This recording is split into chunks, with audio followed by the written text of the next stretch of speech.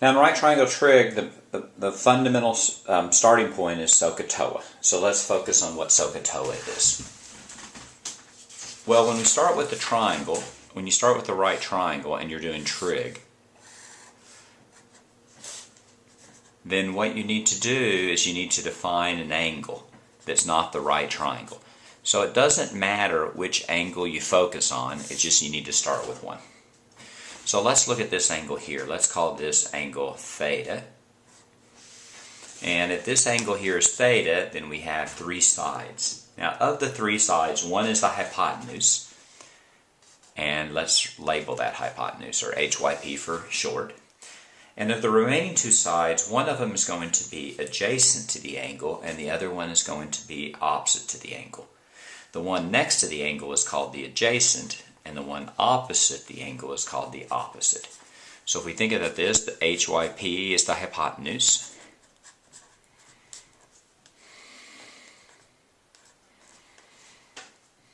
ADJ is the adjacent side. And OPP is going to be the opposite side. Now the important thing to realize is if we have the same triangle, but we do it from a different angle. So for example, let's look at the same triangle, but now let's look at alpha here. Let's look at this angle. The hypotenuse remains the same, but let's look at the two sides. Now this side is opposite the angle, and this side here is going to be adjacent. So the opposite and adjacent change depending on what angle you're going to look at. Now once we're given a right triangle, we're going to define three different functions: sine, cosine, and tangent. And sine of theta we're going to define as the opposite over the hypotenuse. And cosine of theta we're going to define as the adjacent over the hypotenuse. And tangent of theta is going to be defined as the opposite over the adjacent. And the way you remember that is SOH, right? Sine, opposite, hypotenuse. CAH, cosine, adjacent, hypotenuse.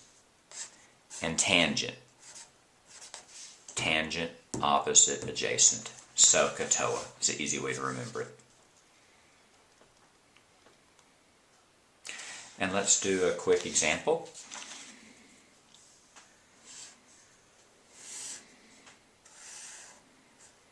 Let's say you have a triangle where this is 5, and this is 12, and this is 13.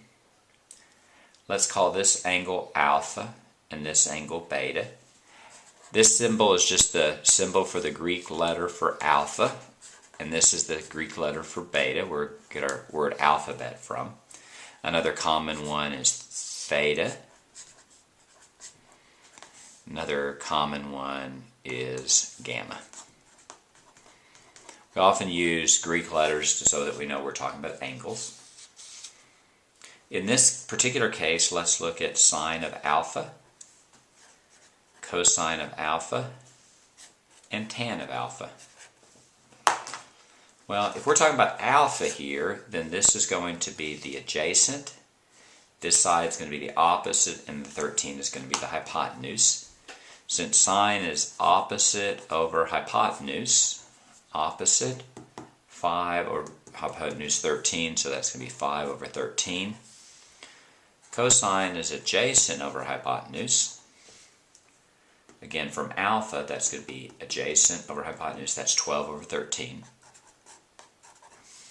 And tangent, TOA, it's opposite over adjacent, so that's going to be opposite 5, adjacent 12. That's going to be 5 over 12. And that's how you do sine, cosine, and tangent of alpha.